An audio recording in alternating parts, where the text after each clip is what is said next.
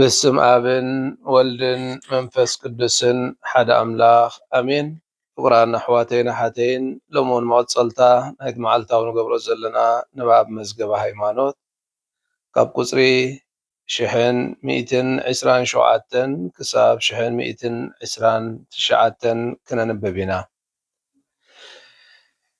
ምስጢራት ድሕነት ቁፅሪ 1127 ብብቕዓትን ብድልዱል እምነትን ዝተፈፀሙ ምስጢራት ነቲ ዘመልክትዎ ፀጋ ክህቡ ይርከቡ። ብቕዓት እዮም ከመይሲ ክርስቶስ ባዕሉ እዩ ኣብኦም ክሰርሕ ዝርከብ። ንሱ ብቐንዱ እዩ እቲ ዘጠምቕ ነፍሲ ወከፍ ምስጢር ነቲ ዘመልክቶ ፀጋ ንክህብ ወይ ንኸመሓላልፍ ኣብ ምስጢራቱ ዝሰርሕ ክርስቶስ ባዕሉ እዩ። እግዚኣብሔር ኣቦ እውን ብናይ ነፍሲ ወከፍ ምስጢር ምህለላ መንፈስ ቅዱስ ኤፒክሌሲስ ኣብ ሓይሊ መንፈስ ቅዱስ ንዘለዋ እምነት ናይ ትገልፅ ቤተ ክርስቲያን ወዱ ፀሎታ ወትሩ ክሰምዕ ይርከብ። ሓዊ እሳት ነቲ ኩሉ ዝትንክፎ ዘበለ ናብ ርእሱ ናብ እሳትነት ከም ዝልውጦ ከዓ መንፈስ ቅዱስ ነቲ ኣብ ትሕቲ ስልጣኑ ዝርከብ ዘበለ ናይ መለኮታዊ ህይወቱ ናብ መለኮታዊ ህይወቱ ይልውጦ።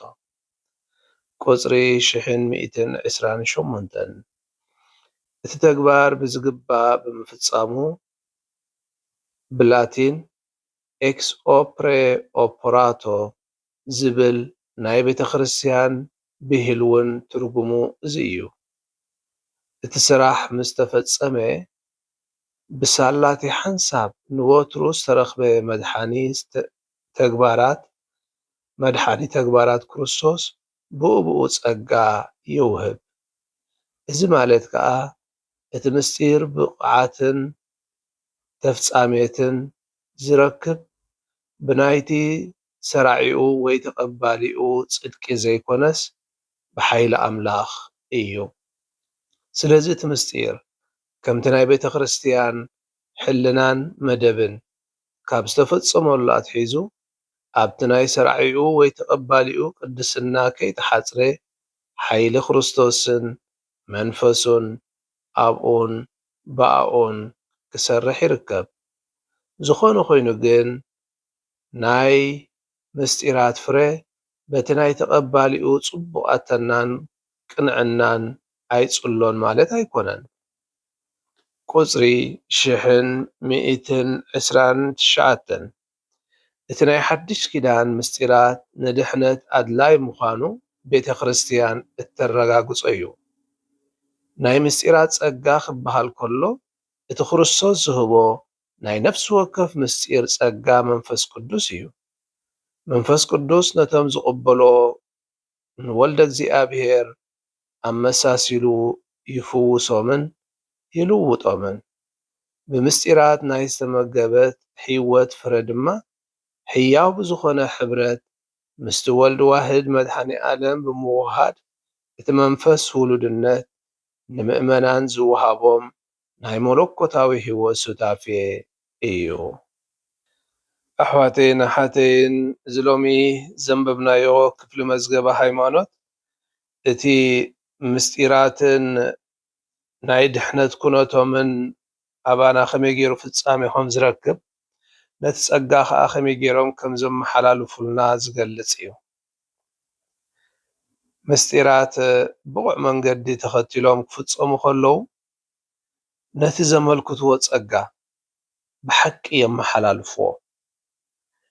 ስለዚ እቲ ብብቕዓት ምፍፃም ጥራይ ወሳንነት ዘለዎ እምበር ምስጢራት ብዝግባእ እቲ ክህብዎ ከመሓላልፍዎ ዘሎዎም ወይ ነቲ ዘመልክትዎ ፀጋ ዘመሓላልፉ እዮም። እዚ ዝኸውን ስለምንታይ እንተደኣ ኢልና ክርስቶስ ባዕሉ ብመንፈስ ቅዱስ ኣቢሉ ኣብቶም ምስጢራት ስለ ዝዓዪ እቲ ዝዓዪ ክርስቶስ እዩ። ብመንፈሱ ገይሩ በቶም ምስጢራት ኣቢሉ ፀጋታቱ ዝዕድል ባዕሉ እዩ። ኣብዚ ኣገልጋሊ ካህን ዝተፈላለዩ ናይ ቤተ ክርስቲያን ሰብ መዚ መሳርሒ ጥራሕ እዮም ዝኾኑ። እቲ ቀንዲ ሰራሒ መን እዩ እንተኢልና ክርስቶስ በዓል እዩ። ስለዚ ካህን ከጠምቕ ከሎ፣ ካህን መስዋእቲ ቅዳሴ ከዕርግ ከሎ፣ ካህን ኩሉ ስርዓታት ልጡርግያ ክፍፅም ከሎ መጋበር ወይ ኢድ ኣምላኽ ኮይኑ እዩ ዝዓቢ። ስለዚ ኩነት ናይቲ ካህን ኮነ ኩነት ናይቲ ተቐባሊ ኮነ ነቲ መስጢር ከምዘይዓዪ ክገብሮ ኣይክእልን እዩ። ስለምንታይ እንተደኣ ኢልና እቲ ዝዓዪ ዘሎ ኣምላኽ ብኢዱ ገይሩ ስለ ዝኾነ እቲ መንፈስ ከዓ ክዓግቶ ዝኽእል ሓይሊ የለን። እንታይ ይብለና ግን እቲ ተቐባሊ ነቲ ዝተቐበሎ ብዝግባእ ክነብሮ እንተዘይደልዩ ግን ነቲ ዝተዋህቦ ምስጢር ኣብ ዘይመዓልኡ ስለ ዘውዕሎ ፍርያም ዘይብሉ ክኸውን ይኽእል። እዚ ማለት ግን እቲ ዝተዋህበ ምስጢር ወይ ፀጋ ዘይጠቅም ኮይኑ ኣይኮነን። እንታይ ደኣ እቲ ኩነት ተቐባሊ ነቲ ዝተቐበሎ ናብቲ ዕላምኡ ከብፅሖ ስለ ዘይከኣለ እዩ። እንተዘይኮነ እቲ ብምስጢራት ገይሩ ዝወሃበና ፀጋ ክዓግቶ ወይ ድማ ከፀብቆ ዝኽእል ነገር የለን። ምክንያቱ ፅቡቅ ብገዛእ ርእሱን ህያውን ኮይኑ ብመንፈስ ኣምላኽ ዝዓዪ ስለ ዝኾነ ሓደ ዝተፈፀመ ተግባር እቲ ብላቲን ዝጠቕሶ ኤክስ ኦፕሬ ኦፐራቶ እናበለ ዝጠቕሶ ዝተፈፀመ ተግባር እቲ ምስጢር ውፅኢታዊ ምዃን ኣብ ቅድስና እቲ ዘገልግል ካህን ወይ ኣብ ቅድስና እቲ ዝቕበል ሰብ ዝምርኮስ ኣይኮነን እዩ ዝብለና። ምክንያቱ ዝዓዪ ዝልውጥ ዘቃፅል ሓይሊ ዘለዎ መንፈስ እዩ። ምክንያቱ እቲ ሓይሊ ካብ ኣምላኽ ደኣ እምበር ካብ ሰብ ኣይኮነን። ይኹን እምበር ይብል እቲ ዝቕበል ሰብ ካብቲ ምስጢር ዝረኽቦ ረብሓ ወይ ፍረ ከከም ምድላው ልቡን እምነቱን ከዓ ይፈላለ እዩ። ጥራይ እቲ ምስጢር ኣብ ልዕሊኡ ስለ ዝተፈፀመ ጥራሕ ኩሉ ነገር ከም ዝግባእ ይኸውን ማለት ኣይኮነን። እቲ ምስንዳው ኩነት ናይቲ ሰብ እውን ነቲ ዝቕበሎ ዘሎ ኣብ መዓልኡ ንክውዕል ንከይውዕልን ዓቢ ተራ ኣሎ እዩ። ስለዚ ምስጢራት ንምድሓን ሂወትና ኣገደስቲ እዮም። necessary for salvation ቤተ ክርስቲያን ከም እትምህሮ ምስጢራት ሓድሽ ኪዳን ንኣመንቲ ነቲ ንሂወቶም ኣገደሲ ዝኾነ ህያባት ይህብዎ ይብለና። ስለዚ ፀጋ ምስጢራት ፍሉይ ኮይኑ ፀጋ መለኮታዊ ውሉድነት ዘውህበና እዩ። መለኮታዊ ውሉድነት ናይ ኣምላኽ ውሉድ ውሉደ ፀጋ ንምዃን ዘብቅዓና እዩ። እዚ ፀጋ እዚ ከዓ ብመንፈስ ቅዱስ ኣቢሉ ምስ ኣምላኽ ይሕብረና፣ ተኸፈልቲ መለኮታዊ ባህሪ ንክንከውን ይሕግዘና፣ ብክርስቶስ ኣቢልና ከዓ ናብ ሰማያዊ ኣቦና ንክንቀርብ ዘኽእለና እዩ።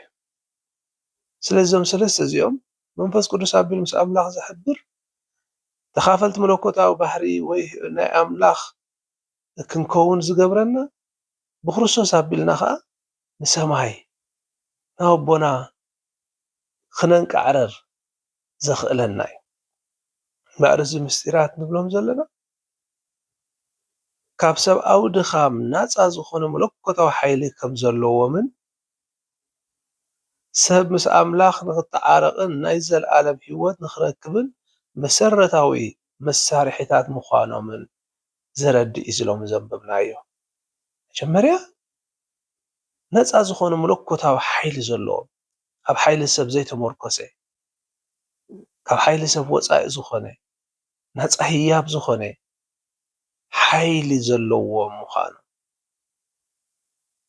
ምስ ኣምላኽ ዘተዓርቑና ምዃኖም ከዓ ምስ ኣምላኽ ምትዕራቕ ማለት ከዓ ዘለዓለማውያን ኮንካ ኣብ ናይ ዘለዓለማዊ ሂወት ንኽትርከብ ወይ ንኽትወርስ መንገዲ ዝኸፍተልና እዩ እሞ እግዚኣብሔር ብፀጉኡ ነፍሲ ወከፍና ብምስጢራቱ ይኸልለና።